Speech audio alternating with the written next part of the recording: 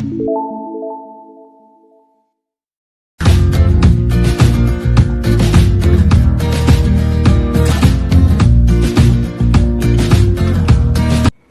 morning students, this is Joy Varghese from Uncovering Chemistry.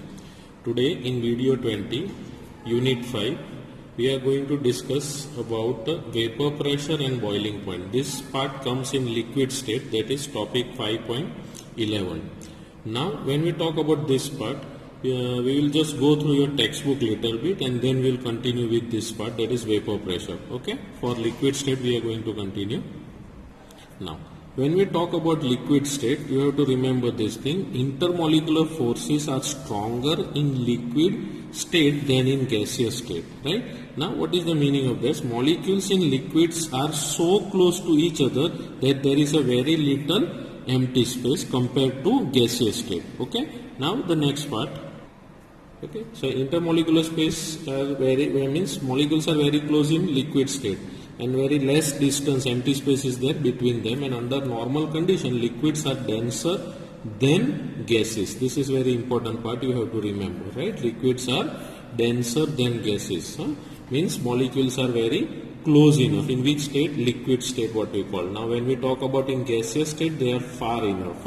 Okay, now what we talk about, see, molecules of liquid are held together by attractive intermolecular forces. Liquid have definite volume because molecules do not separate from each other. This is the reason why they have volume. This is the reason. Remember this.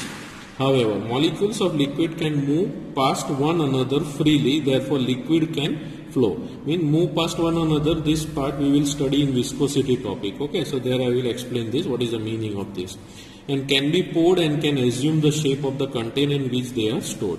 In the following sections, we are going to look into some physical properties of liquid. Now, which are the physical properties? One is vapor pressure, surface tension and viscosity. These are the three things which are going to discuss here, right? So, first we will start with the vapor pressure, right? So, now, just a minute. Now, when we talk about vapor pressure, there is a definition of vapor pressure. Vapor pressure is the pressure exerted by the vapor of a liquid in equilibrium with the liquid at particular temperature, right? Vapor pressure of a liquid depends upon the temperature and it increases with rise in temperature. Now, what is the meaning of this? We will explain it through one example. You can see. Now, suppose if a container, if I take, in which I will fill liquid, right? I will fill liquid. Understood? Like this.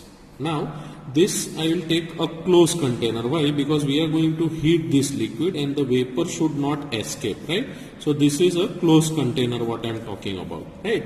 So, if I boil, you can see here, if I will boil this liquid by using a gas or a Bunsen burner, right? If I boil this liquid and say that the temperature must be maintained. Temperature must be maintained. Clear? So, what will happen in this case? What will happen once you start heating? It will, this liquid, this is the liquid which will start converting into vapor state. Which state? Vapor state, what I am talking about, right? Means the molecules will escape from the liquid state and turn into which state? Which state? Gaseous state, what we call. That is the vapors, what we call, right? It will turn into the vapor phase. That is gaseous state. After some time you will see that as it is a closed, what we call the vessel, this molecules will again come nearer to the surface and lose its energy. Means what? Here at this surface you will see there will be molecules which are condensed. What is the word? These are the molecules. Means you will see condensation also. Condensation also. You will see condensation and this vaporization also you will see. The molecules which lose energy, it will change into liquid again. So this type of transformation will continue till there is an equilibrium. What is the word here? Equilibrium. Equilibrium is attained. Clear? So till then there will be a constant transformation. After that the vapor will exert pressure on the surface. What we say means at equilibrium state, when the equilibrium is attained, the vapor at the surface will exert a pressure, and that pressure near the surface, what we call of vapor. That pressure we call it as which pressure? Vapor pressure. What we call it as? Vapor pressure. Understood? So for this I will be keeping one video also. You can go through it. What is the meaning of this? Understood? Okay. Now the second part what we are going to talk about is about the boiling point of the liquid. Okay. Now next. Now the boiling point of the liquid. Now for this you can write a definition. Definition for boiling point of liquid is that the temperature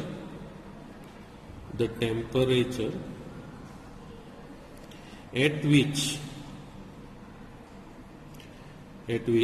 the vapor pressure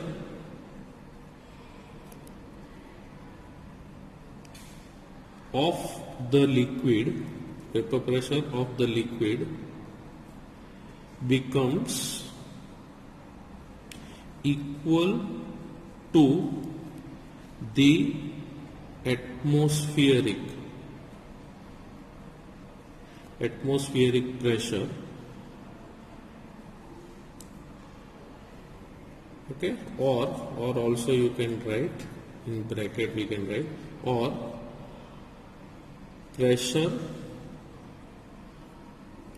applied on the surface of liquid, right? Okay. Is called boiling point of the liquid, right? Now what is the meaning of this? The temperature at which the vapor pressure of the liquid becomes equal to the atmospheric pressure, 1 atm what we call, right? For that is, or what can I say, pressure applied on the surface of the liquid is called the boiling point of the liquid. Understood? So this is the definition for boiling point. Now here there are certain conditions where different types of boiling point what we are going to discuss. That is the first one what I am going to say, that is if the pressure is 1 atm, that is 1 atmospheric pressure, the boiling point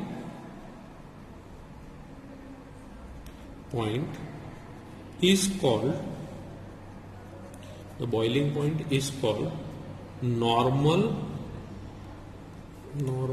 boiling point of the liquid, right? Now if the pressure is 1 bar, the boiling point is called the standard boiling point. Is it clear? Now the next part. Now what you have to remember, the value of standard boiling point, the value of standard boiling point is slightly lower than the normal boiling point. Understood? So these all things you can write it as a definition and also as a note what we call. Okay, now the next part. Now, the second physical properties of liquid what we are going to discuss is surface tension. Now what is surface tension? So it is defined as the force acting per unit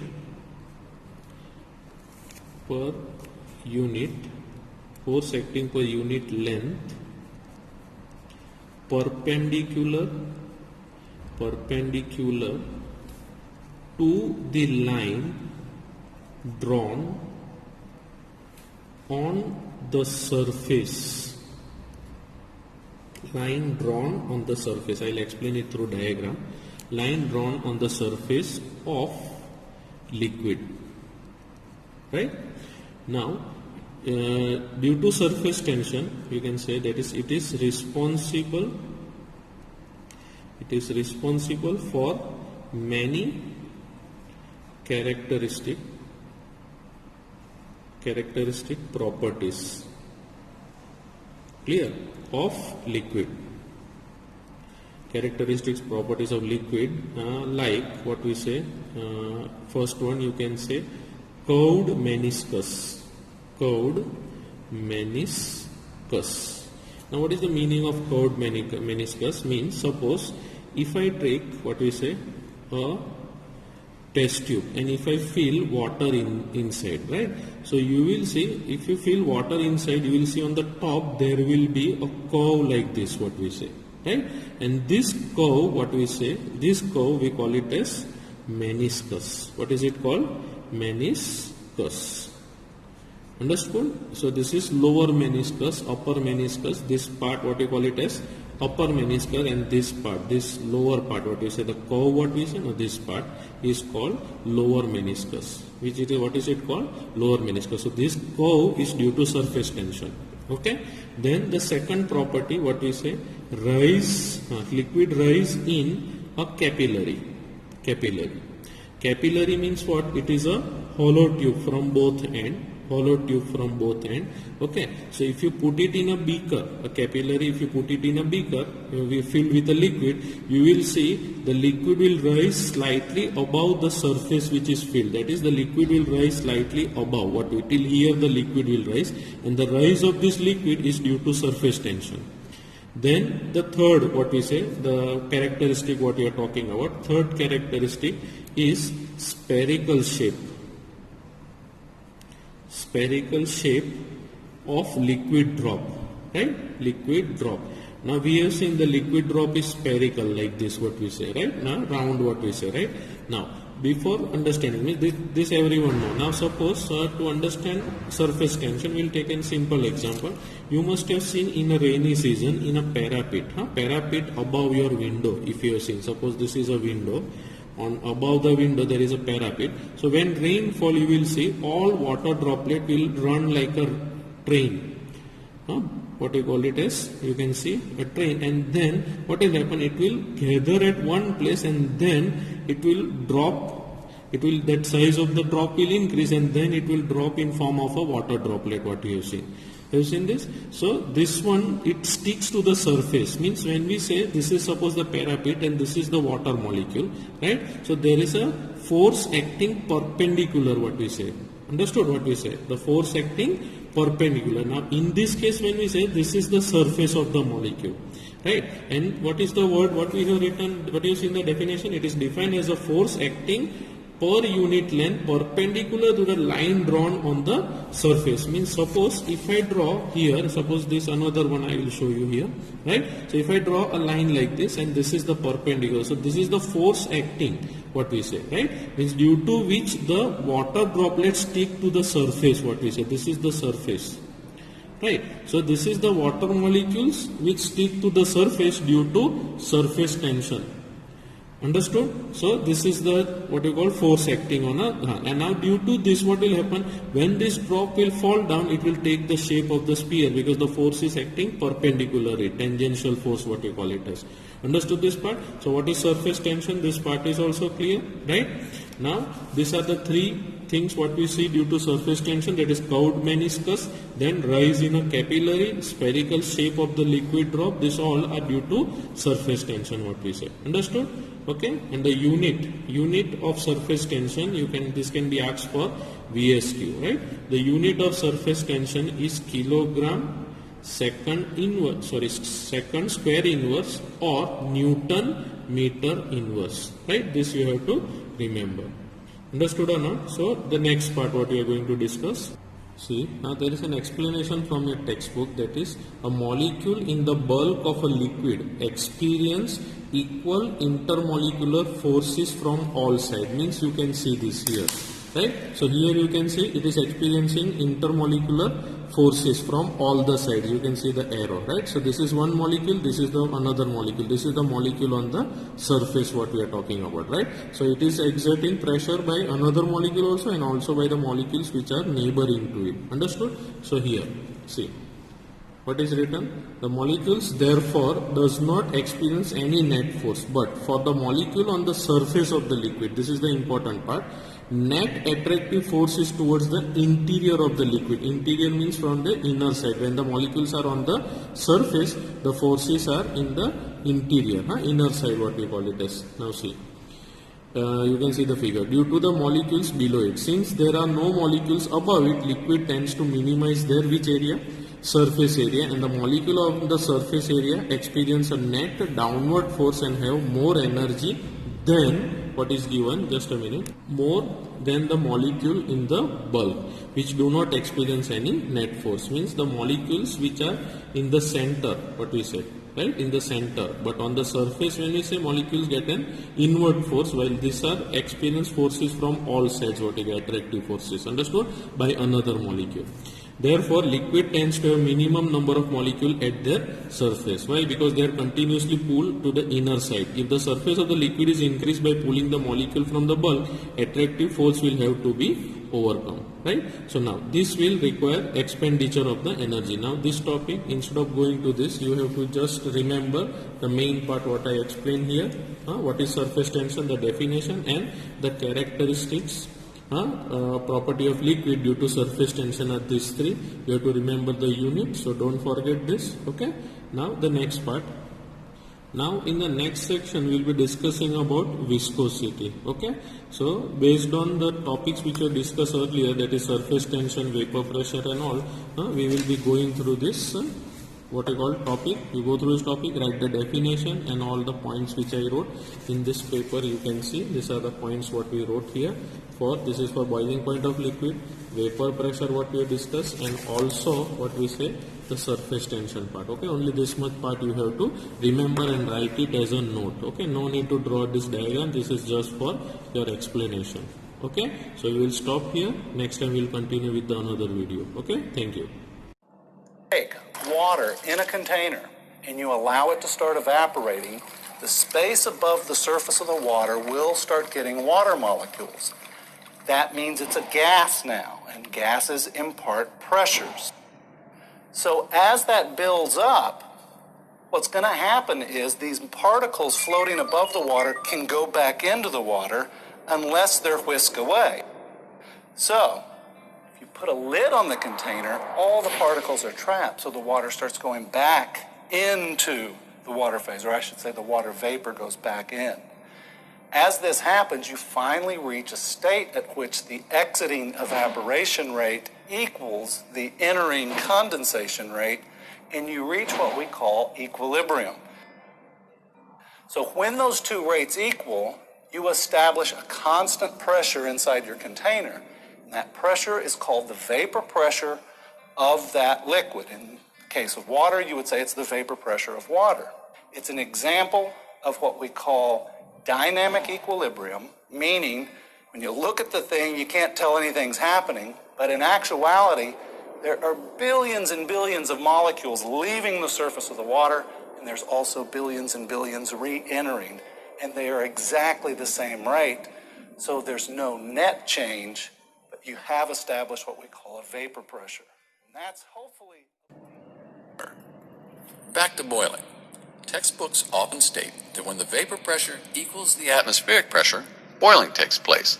This is called the boiling point. Think of it this way. Atmospheric pressure pushes down, and that makes it difficult for the water molecules to spread out and form a bubble.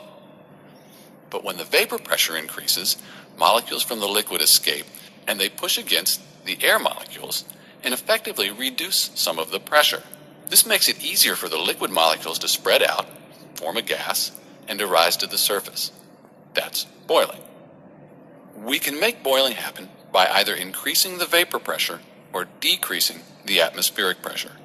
Either way, once the vapor pressure and the atmospheric pressure are equal, we've reached the boiling point, and boiling can begin. One last thing. Different substances have different vapor pressures, and therefore they have different boiling points. This has to do with how strongly the molecules are attracted to each other in the liquid. The more strongly they're attracted, the less the vapor pressure, and it's more difficult to boil. Therefore, the higher the boiling point. So what is going on at the surface of a liquid? Let's take a look by shrinking to the nanoscale. So here we are looking at the individual molecules in a liquid, and let's say that each blue circle represents a molecule of water. Due to kinetic energy, the particles that make up a liquid are in constant random motion, and so they will have a random arrangement. You might expect the particles at the surface at the micro level to form a random surface as shown here. But what we should find out is how do intermolecular attractions influence the surface? First, let's look at intermolecular forces under the surface, where attractions of individual molecules pull on each other in all directions. At the surface, pull on the molecules is lateral and downward. There is negligible attractions above the molecules, and so the net force on surface molecules is downward. The result of this downward force is that surface particles are pulled down until counterbalanced by the compression resistance of the liquid. Surface molecules are compressed more tightly together at the surface, forming a sort of skin on the surface, with less distance between them compared to the molecules below them. Surface molecules also form a much smoother surface than one would expect from randomly moving molecules. What do you think surface tension would do to a liquid not confined in a container? In this model of a small water droplet, what is the net direction of the force on the surface molecules? That's right, it is toward the center. And so a free-falling drop of liquid takes on a spherical shape. Here we see water dripping from a faucet. If this does not look familiar to you, turn on your faucet at home with very little pressure and see what happens. Or do an internet search for the behavior of water in zero gravity to get a great view of surface tension. Water in particular has a very high surface tension. Do you know the reason for this? What creates the attraction between water molecules? In looking at an individual water molecule, we can see the particularly strong attraction between the oxygen and hydrogen due to their opposite charges. Hydrogen has a strong partial positive charge and oxygen a strong partial negative charge. This strong attraction occurs between any water molecules close by. The strong partial charges result in a strong attraction between water molecules called hydrogen bonding. Interestingly, there are creatures that have evolved to take advantage of water's high surface tension. The water strider is a common insect that you may have encountered. What adaptation in their feet has occurred to take advantage of water's surface tension? Think about it. See ya.